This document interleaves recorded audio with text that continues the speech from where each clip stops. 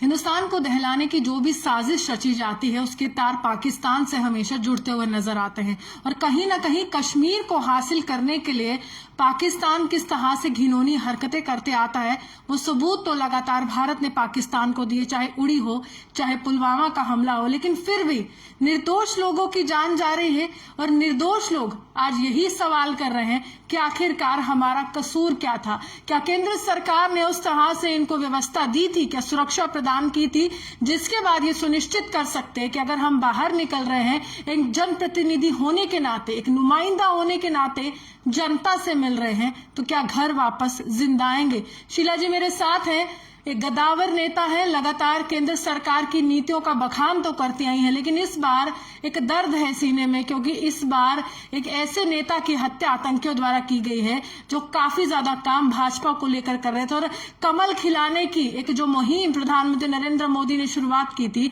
उस मुहिम में एक अहम कड़ी माने जा रहे थे। इनसे बात करेंगे। शीला जी क्या लगता क्या है कि राकेश जी की हत्या का मुख्य कारण क्या था? सबसे पहले मैं आपकी धन्यवादी हूँ, आपने मुझे इस इंटरव्यू के लिए चुना। उसके बाद मैं श्रद्धांजलि दे रही हूँ राकेश पंडित जी को, जिसने अपना जो सारा कुछ पहले जितना भी उसकी प्रॉपर्टी था, घर बार था, वो खत्म करके छोड़ के पलायन हो गया था उसका। उसके बाद जब वो इलेक्शंस हो गए, म्युनिसिपल इलेक्शंस, तो उसने एक मौका ढूंढा। पार्टी की भी चाहत थी कि कई हमारे वहाँ पर चुन के आए नुमाइंदे, तो वो चला गया वहाँ जब चला गया तो उसने इलेक्शन कंटेस्ट करके जीत लिया और वहाँ पर उसने वोटों से उसने अच्छी तरह से कामयाबी हासिल की। वो हस्बैंड वाइफ दोनों इलेक्टेड थे, लेकिन उसको अच्छी तरह से आ गए नंबर, तो वो चेयरमैन बन गया। लेकिन उसने काम जो करना होता है उससे डबल काम करता था वहाँ की डेवलपमेंट का। लेकिन बदकिस्मती ये है कि पता नहीं, ये मैं नहीं कहूंगी कि ये कोई खास बंदा जिस पे मैं ये इल्जाम लगाऊंगी कोई खास पार्टी, मैं उन अलगवादियों को भी नहीं, मुझे लगता है कि कोई साजिश को लेकर इस बेचारे को उसको शहीद किया गया और हम लोग तब से बहुत दुखी है। कोई बिना सिक्योरिटी, क्या उसको डिस्ट्रिक्ट ने सिक्योरिटी दी थी मैडम? डिस्ट्रिक्ट की सिक्योरिटी वो सुबह आते हैं जब वीआईपी को निकलना होता उस टाइम दे आते हैं, 2 पुलिस वाले हैं, 1 पुलिस वाला, फिर वो 4 बजे तक होता वो निकलता है और आगे तो टाइम होता है उसके पास अकेले में रहने का। तो मिलिटेंट उग्रवादी हो, कौन तंजीम हो, मुझे उसके पास कोई ये नहीं है, आते हैं तो अपना काम करके चले जाते हैं। लेकिन ये बड़ी बदकिस्मती है।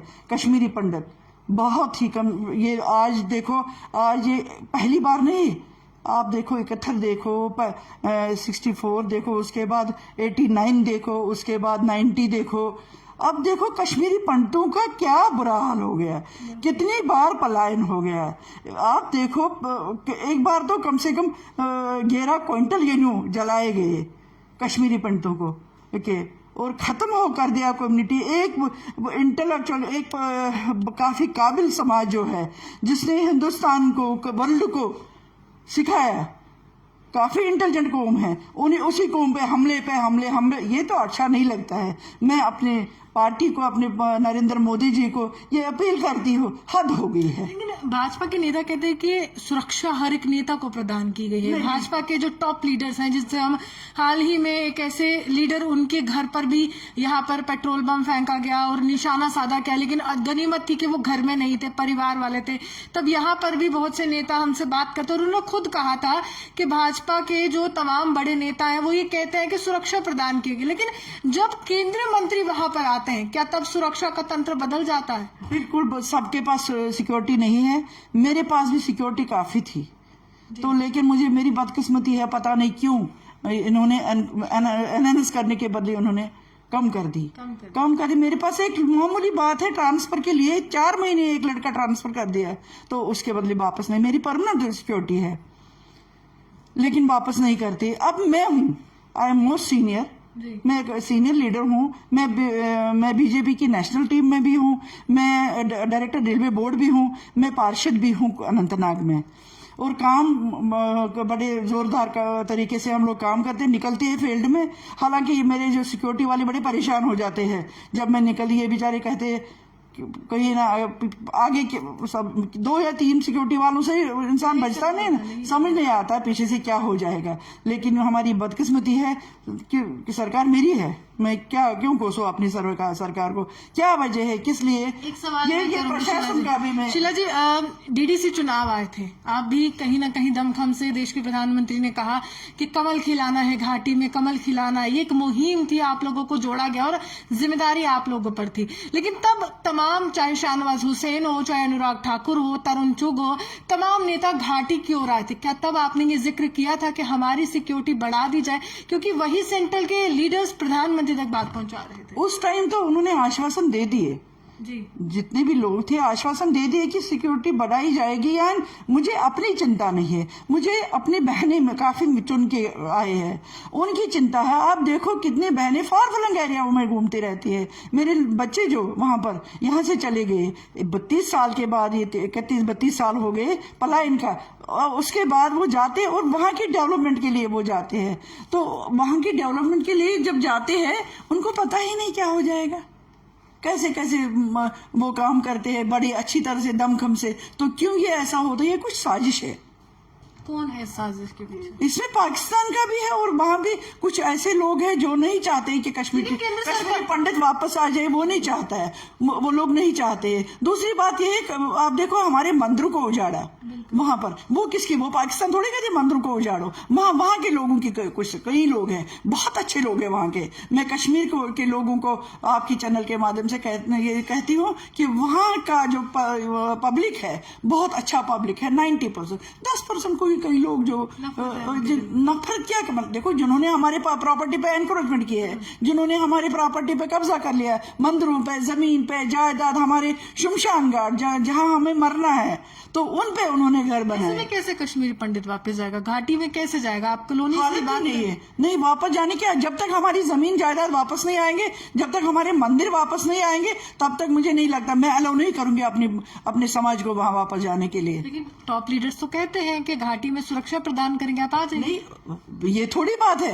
एक नॉर्मल बंदा है जो मिडिल क्लास बंदा है, उसकी करोड़ों की प्रॉपर्टी वहां पर है, तो उसको एक छोटी सी घर में 2 कमरों में वापस लेके वापस बसाएंगे, उसको शहनशाह से लेकर एक बेचारा भिखारी तक पहुंचाएंगे। है, मैंने 2 दिन पहले जैसे हत्या होती है तो मैंने एक व्यक्ति से ये सवाल किया था और उन्होंने बहुत सी बातें की। उन्होंने आज तक पूछा कि चलिए किसी की भी सरकार आई हो, महबूबा मुफ्ती की हो, उमर अब्दुल्ला की हो, डॉक्टर फारूक अब्दुल्ला की हो, या कांग्रेस का गठबंधन हो, किसी ने वो फाइल क्यों नहीं खोली जिसमें ये जिक्र हो सके कि कश्मीरी पंडित जिनोसाइड की वजह से जम्मू कश्मीर आए थे। कश्मीरी पंडित जो जम्मू कहीं ना कहीं पहुंचे कश्मीर से, वो जिनोसाइड था। और जो रेप केसेस हुए उस समय, बहुत सी महिलाओं की जान चली गई, घर जला दिए गए, आरी से काटी गई हमारी मेरी बहनें। आप याद दिलाओ, आप छोटी थी, आपको मैं क्या ये बताऊं, मैं आपको, आपने सुनी होगी। हाँ, उस टाइम आप जन्मी भी नहीं थी। उस टाइम क्या हुआ था, हमारी बहनें उनको उठा के, जिन्होंने थोड़ी सी आवाज उठाई, उनको उठा के आरी से चीरा टुकड़े करके उनको बोरियों में, मुझे रोना आता है इस वक्त भी, हमारे समाज की क्या हालत हो गई। और सबसे जो हिंदुस्तान में जो कौम है, पढ़ा लिखा कौम, वो तो कश्मीरी पंडित है, उसी कौम को वहां बिखर दिया, उनको काटा गया। आपने देखो नरसंहार हो गया, 20, 25, 30 मानता क्यों नहीं है कोई इसको जिनोसाइड क्यों नहीं मानता है? कोई क्यों नहीं कहता है कि वो फाइलें खोली जाएं, कौन लोग थे उसके पीछे, उनको जांचा जाए। आप देखते हो जो बड़े मिलिटेंट है, जो खतरनाक, उनको इनामों से नवाजा गया, बड़े बड़े इनाम उनको दिए कांग्रेस सरकार ने, वो भी आपने देखा होगा। ये छुपी हुई बातें नहीं है, मीडिया तो आज सब कुछ उछलता है। उनको अब तो बीजेपी क्या, उनको तो काम नहीं करने देते हैं, यही हालत हो जाती है। बीजेपी वाले काम करना चाहते हैं, डेवलपमेंट के इसमें निकले हैं। आप देखो जो स्कीमें मोदी जी ने, हमारे मोदी जी ने, अब कहाँ पैसा नहीं पहुंचता है, ऑनलाइन पैसा जाता है हर एक अकाउंट पे। ये क्या कम है? उनको अकल, यानी मुझे, मेरे हिसाब से मैं एक अपील करती हूँ वहां कश्मीर के समाज को, जो बहुत अच्छा समाज है 99%, जिनको पता है कि हमें ये करने से कुछ नहीं होगा, वो जो 1%, उनको सुधरना चाहिए, उनको आगे बढ़ना चाहिए और वहां के डेवलपमेंट के लिए, क्योंकि मोदी जी दिल खोल के पैसा दे रहा है कश्मीर को। ऐसा नहीं होना चाहिए। अब जब ये किलिंग का माहौल का वातावरण हो जाए तो किसको भरोसा वहां जाने का। मैं तो वहीं पे हूँ, मैं वहीं जाती हूँ। मैं फार फ्लंग मैं इस मिलिटेंसी में फार फ्लंग जंगलों में जाती हूँ, पहाड़ों में, मुझे मेरा क्या भरोसा है 2 पुलिस वाले 3 पुलिस वाले लेके मैं जाऊं। तो इसके लिए मैं बहुत ही कंडम करती हूँ जो किलिंग हो गई। मैं ये बर्दाश्त से बाहर है ये किलिंग, ऐसा दोबारा नहीं होना चाहिए। मोदी जी से अपील करती हूँ कि इसका इमीडिएटली खात्मा कीजिए। हम कहते हैं कि हम सीना तोड़ के ऐसे इनका जवाब देंगे, लेकिन ऐसे नहीं।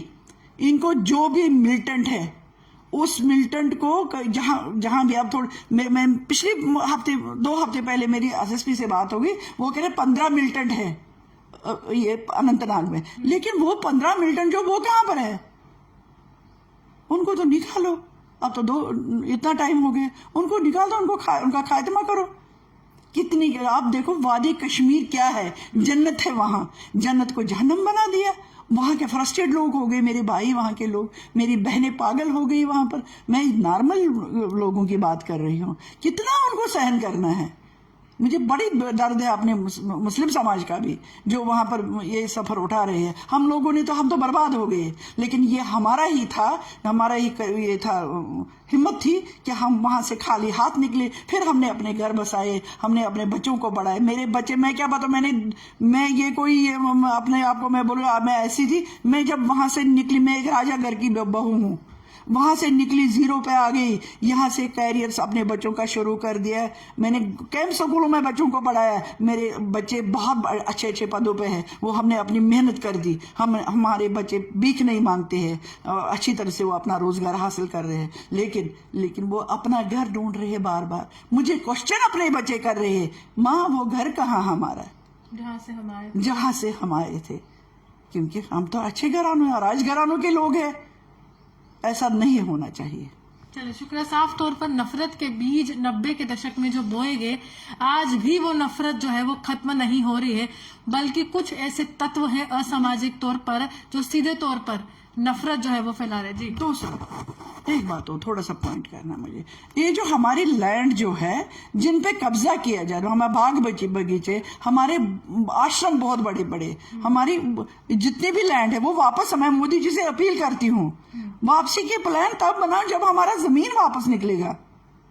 बिल्कुल। अरे कहाँ जाएंगे हम? वो छोटे छोटे कमरे, आप देखो, आपने सारा कुछ देखा है हर जगह में। आप अच्छी कार्यकर्ता मुझे लगते हैं मीडिया की, आप कहीं जगह एब्सेंट नहीं होती। मैंने देखा आपका कि हर जगह आप देखो कैसा हाल है कैंपों का, कहाँ रहते हैं ये मेरे बेटे? वो ऐसे लोग नहीं थे, वो राजा घरों के हैं वो लोग जो वहां खुम्बू में बैठे हैं। और सरकार ने, या जो पिछली जो सरकार में जिन्होंने वो कैंप बनाए, वो बिल्कुल वर्स्ट कैंप है। उन कैंपों को उसकी भी जांच होनी चाहिए कि वो पैसा कहाँ गया और कैसे लगा वो पैसा। भरोसा है कि मोदी जी अब कहीं ना कहीं तमाम वो सुरक्षा सुनिश्चित करेंगे या वे व्यवस्था सुनिश्चित करेंगे, जिससे आम जो कश्मीरी पंडित जो पलायन का दर्द सह रहा था, आज वो कहीं ना कहीं ये महसूस करेगा कि सरकार मेरे साथ है। नहीं महसूस करेगा, अब देख लेंगे ना। अब इस बार तो बड़ा सोच रहा मोदी जी तो चले हमें लोगों को भी पहल करनी चाहिए, हम लोगों को भी आगे बढ़ना चाहिए, तब ये हो जाएगा। सब लोग मिलकर, साफ तौर पर हमें आगे बढ़ना होगा, तभी ये हो पाएगा। जनता का सहयोग पूर्णतः सरकारों को मिलता रहा है, तो कमी कहाँ पर है, ये अहम सवाल है और जवाब आप जरूर जानते होंगे। आप ये बना देखते रहे न्यूज़ नाउ जो मुसलमान के